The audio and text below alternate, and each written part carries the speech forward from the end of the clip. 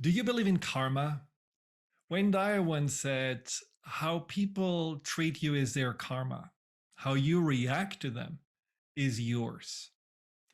But how often do we see people that do horrendous things, seem to be just not caring about anybody but themselves, dominate, maybe even hurt others, and just seem to get away with it without any consequences?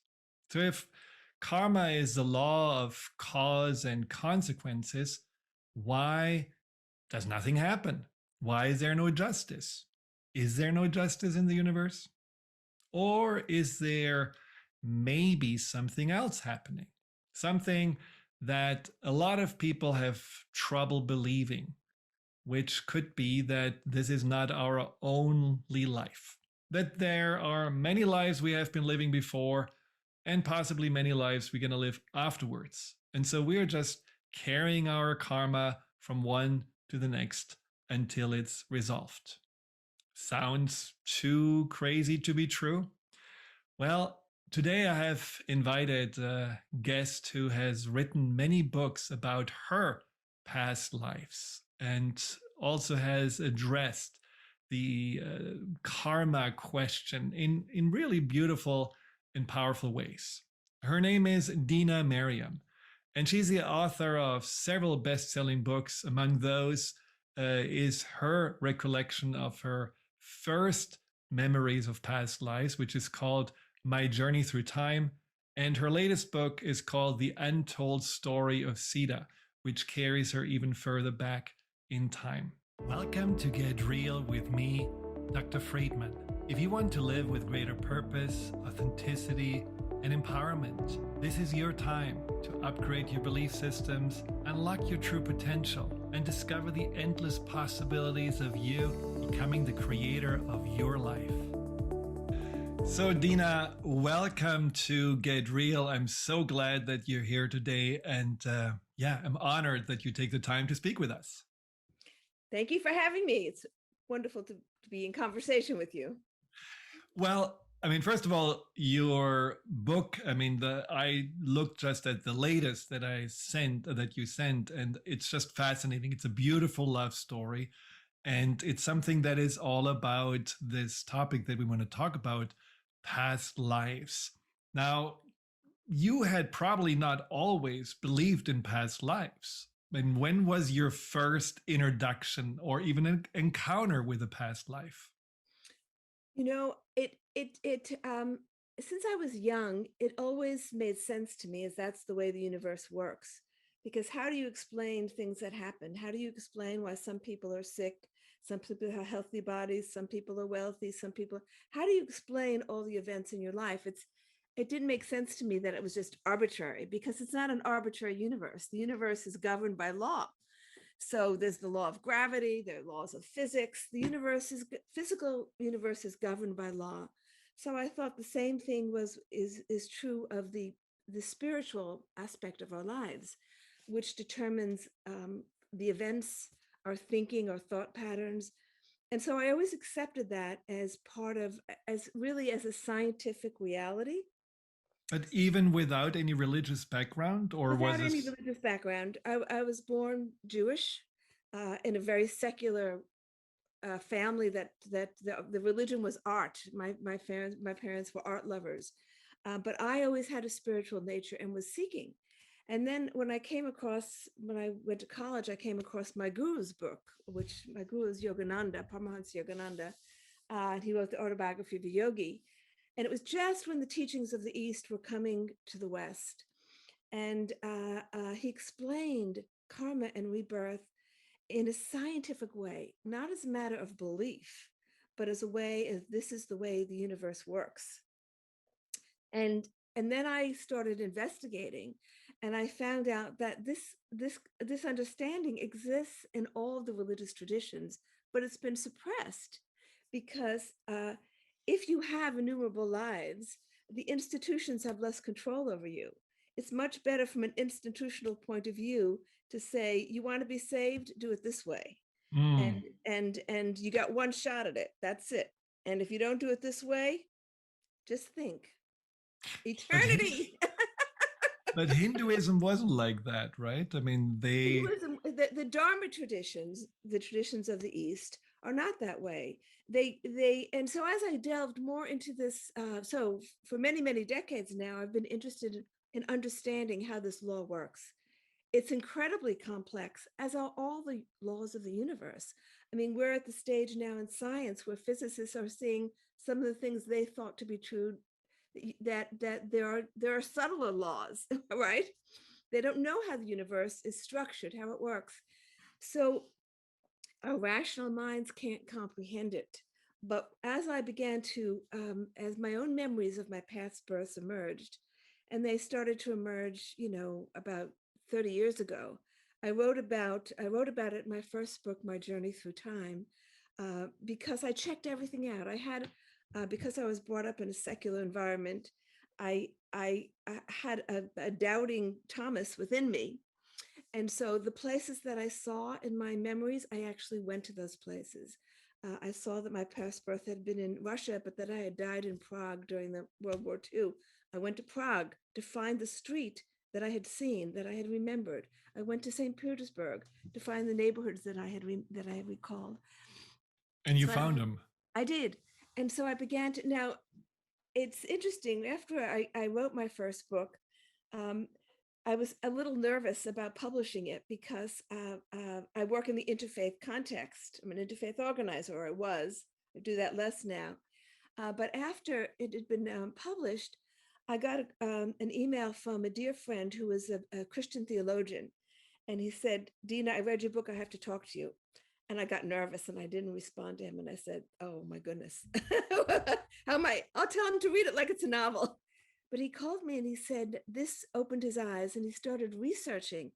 And he said, all the research now, there's so much documentation and there's no other way to explain it. People who have had phobias, who've gone back into their memories and have been able to get to the source of the phobias, all the work of psychologists and psychiatrists who have now begun to find ways for people to access these memories. And so he said to me, there's no other way to explain it. And I realized that this is now becoming common knowledge. And, there's a phenomenon called the 100th monkey. If a certain number of the species gain a skill, it spreads across the species. Right. And I think that there'll be. So what I tried to do in my first book is reconcile the Western and Eastern concepts, and it's a matter of identity.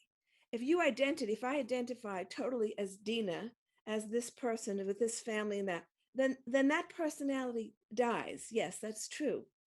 But if I identify as the being who moves from personality to personality and personality, taking the learning with her, then it's a totally different. Yes, I go into the other dimension. We call it the celestial world, but today we would say another dimension when you leave your body. And that looks like a heaven, or that looks like whichever worlds you go to. There are many worlds, right?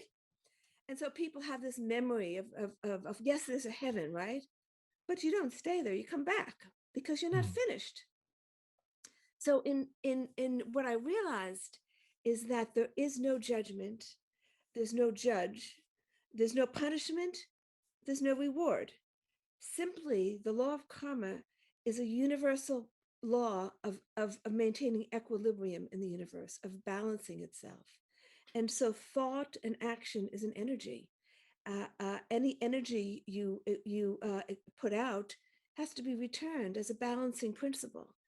But how it's returned and when it's returned is left to innumerable, is left open.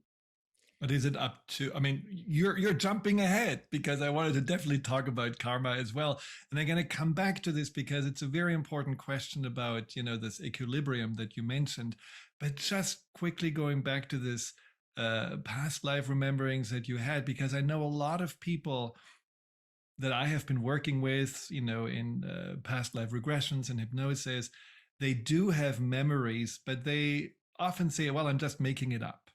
And was it for you also something at the beginning where it just was a spontaneous memory? Was it in a dream? Was it in in a meditation? How did you remember your first So lifetimes? have been a meditator since I was very young, and I practice a form of Kriya. I practice Kriya yoga, which is a form of working with the energy in the spine. It's a powerful practice, and I attribute my memories to my meditation. It happened spontaneously.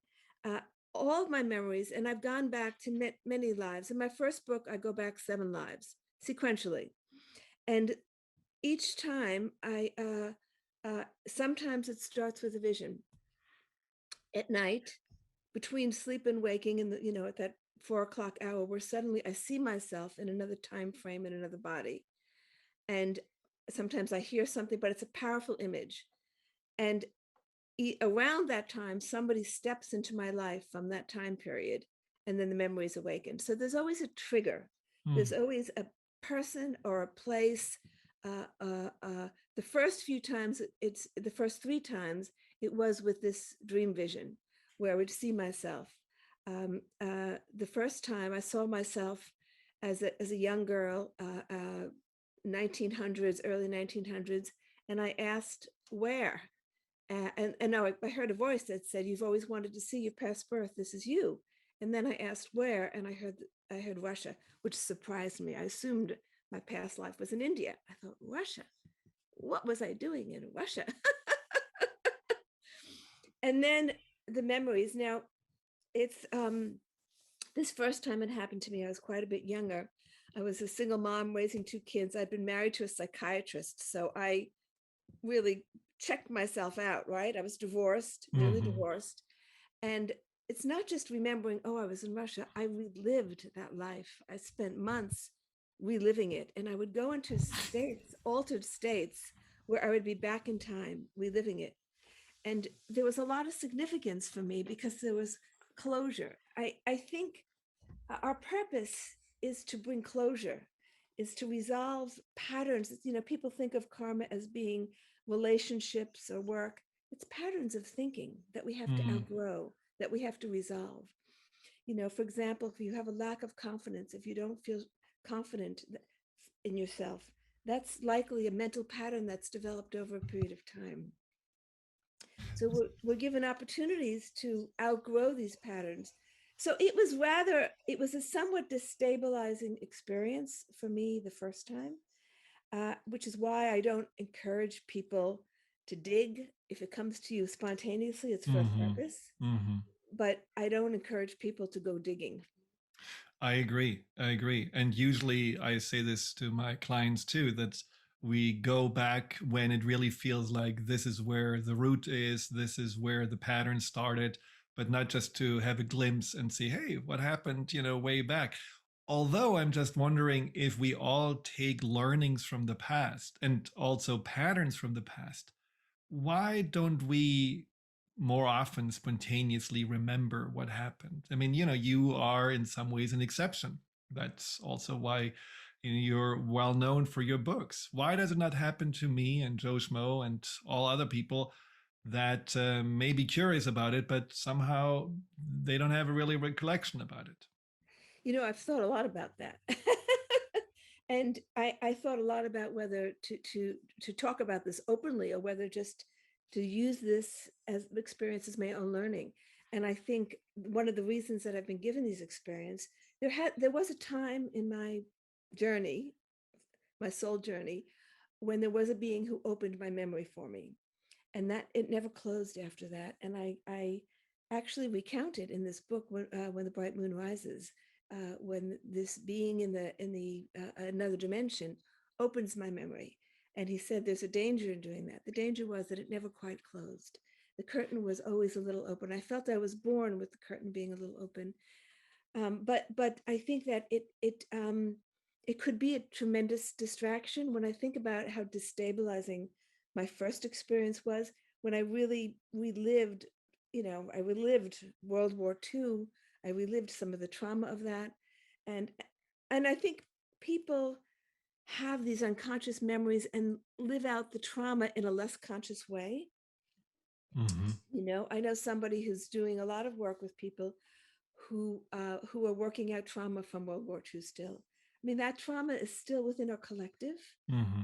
uh, uh, in in in many ways, and other traumas too. I mean, as a collective, we hold so many traumas. In the U.S., we're working through the trauma of slavery now, which has not yet been resolved. The trauma of the genocide of the indigenous peoples.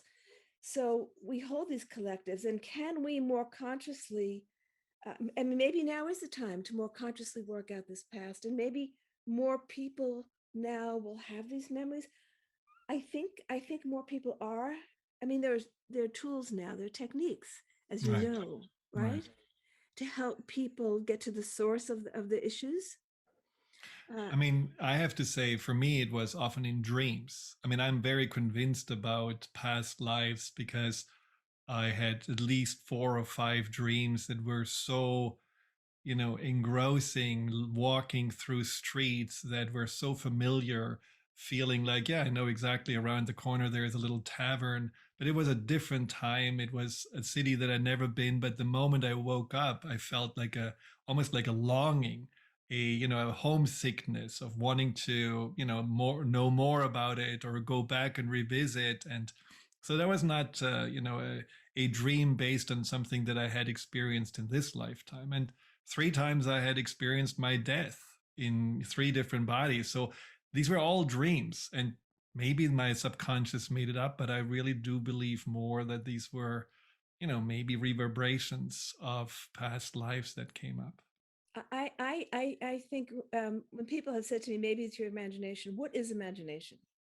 What is imagination? Well, it's basically the subconscious doing something. I think it's the memories from the subconscious coming out. I Yeah, see a lot of novels are memories of especially historical novels are memories from the past, whether it's one of one's memories or something in the collective that you've drawn down. And I think that when now that you mention it, 10 years before I really recalled my past and had this dream vision, I used to dream of a certain house. It was my dacha in Russia.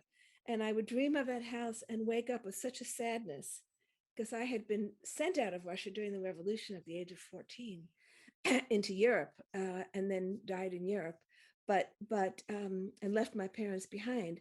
And so it was that sadness that stayed with me, and I couldn't know where the house was. I just remembered walking through the house, saying goodbye to the house. And so I think that in dreams we're much more open. We allow things to emerge. Uh, Often they're incoherent, or at least when we wake up, they appear to us to be incoherent right. because we just remember fragments of them.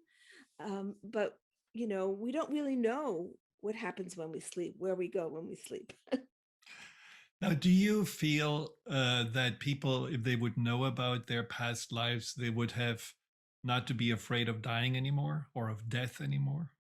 My the I received so many learnings from this, so many learnings. I mean, we would need a much longer conversation to talk about that.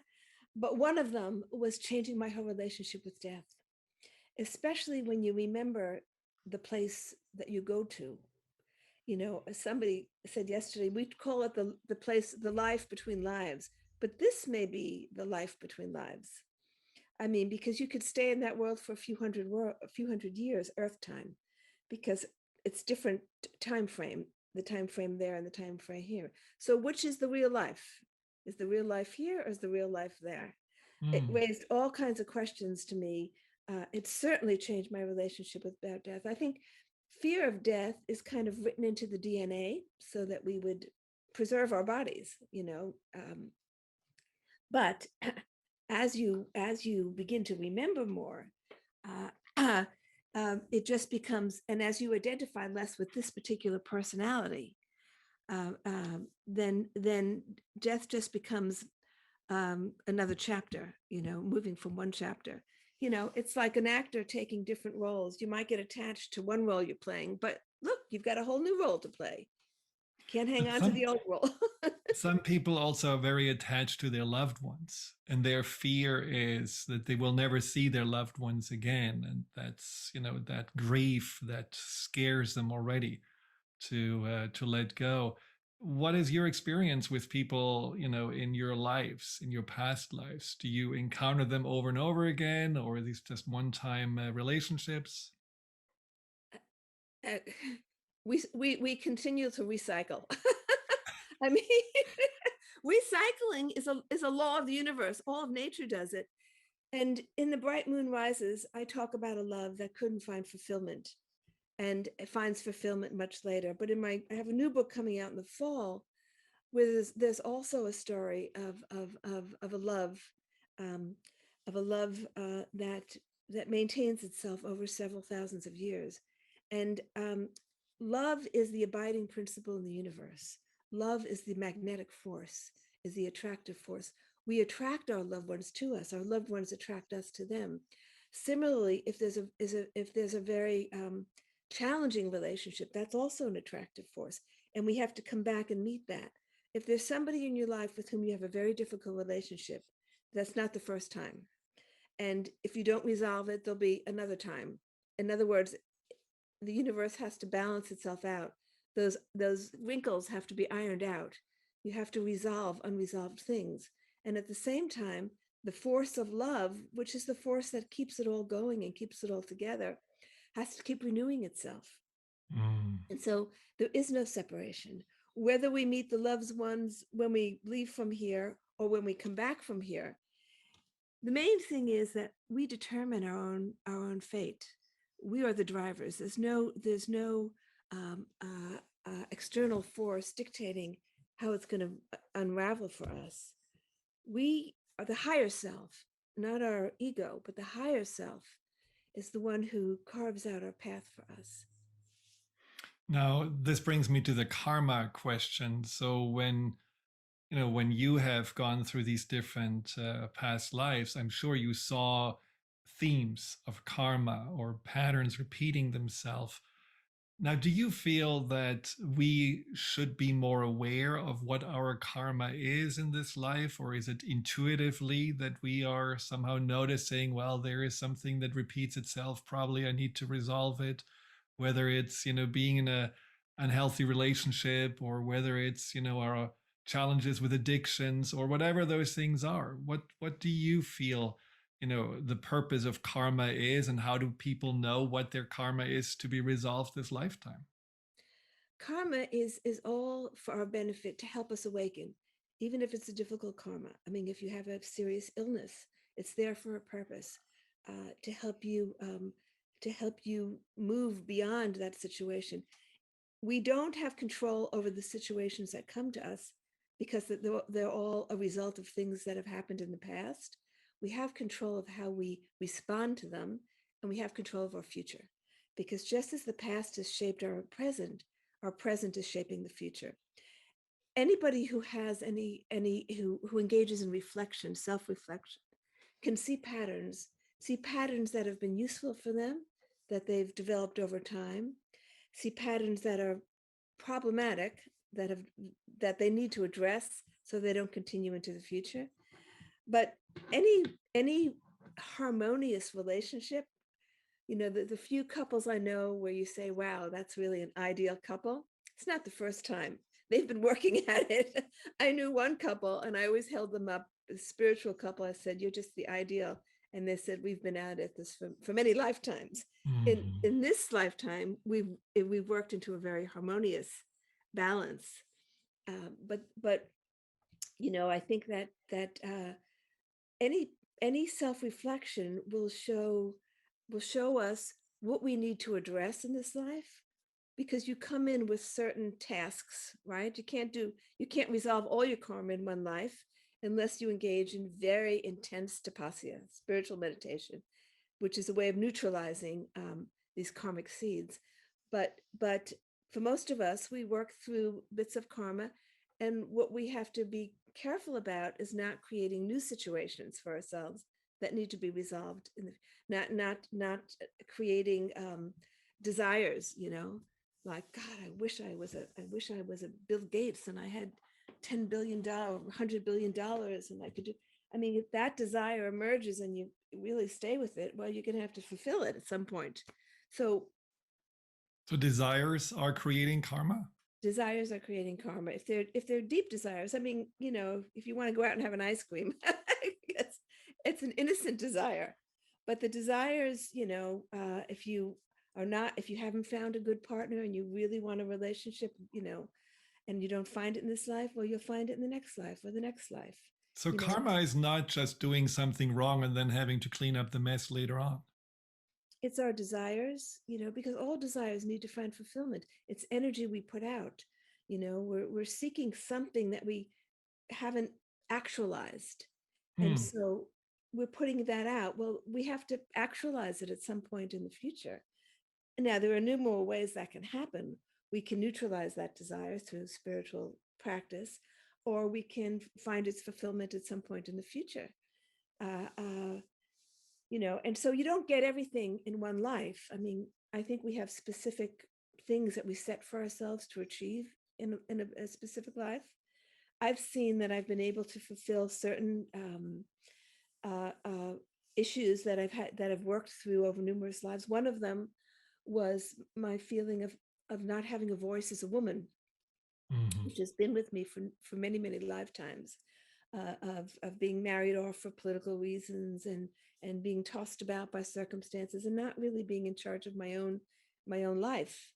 And in this life, that's been resolved. I've been able to do that. So I think looking at your patterns of thinking and looking at the situation before you, what is your life situation right now? You can see what the patterns are. But some people have like these, especially right now, there seems to be the pattern of divisiveness. And there is a pattern of wanting to have more power, more wealth, more for me, more greed. Is that something that needs to be fulfilled, to be resolved? Or is that something we would say, like, you need to reconnect to love and a different consciousness? Yes, I think this desire for power, this brings us into another discussion, which is about the yugas, the cyclical view of history and where we are in that, yes, how it governs the collective. And this concept of domination, I call it the domination gene. I don't like, it's whether it's gender domination over nature, economic domination, ethnic domination, racial. It's this sense of needing to be superior and needing to dominate. If you look back into the early part of the book, When the Bright Moon Rises, which was in a higher age, a Satya Yuga, that didn't exist. There wasn't a concept of domination. Don't forget, wars are relatively recent in human history. Weapons, torture, slavery, all those things are recent.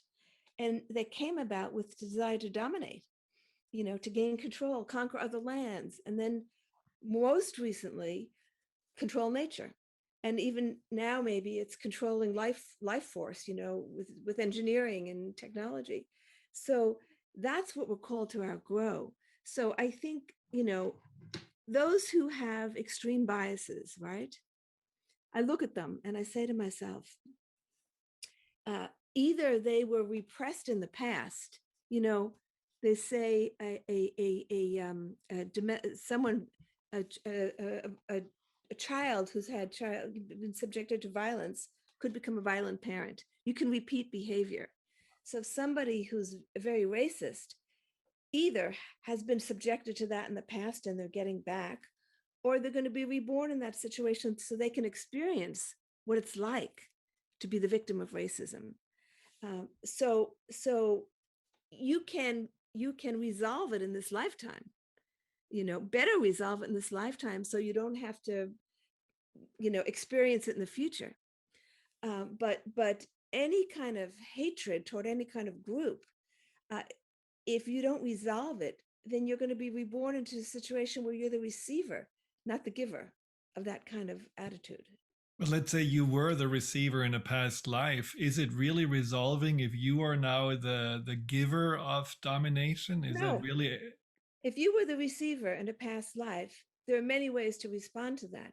You could be a fighter against racism. Some people would respond inside, deep inside. They remember what that was like, whether it's conscious or not, and they are going to fight against racism. Or you could say, I hate those people. I'm going to get back at them, and it may manifest in a different part of the world in a different form, but the hatred is there. So it's a matter if you respond to your situations, your unfortunate situations, with anger or with love. If not love, at least understanding and compassion.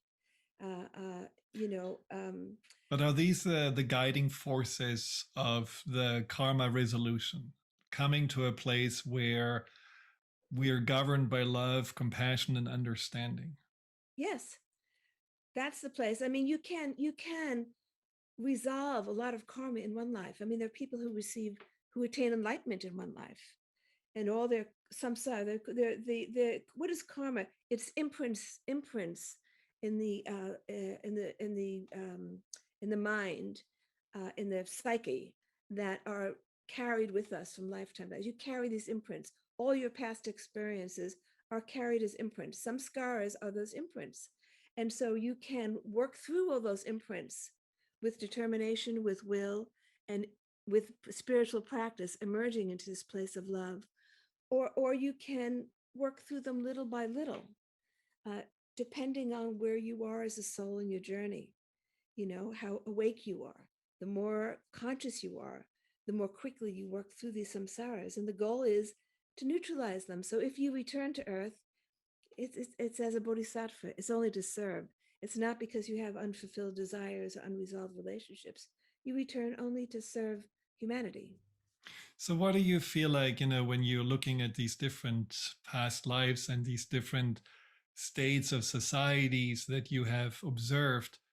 I mean, are we in trouble? Are we just going completely more and more into this domination of nature and creating more disconnect from our soul or disconnect from love as we are progressing? I think we're at a transition point, and that's where we see the polarization.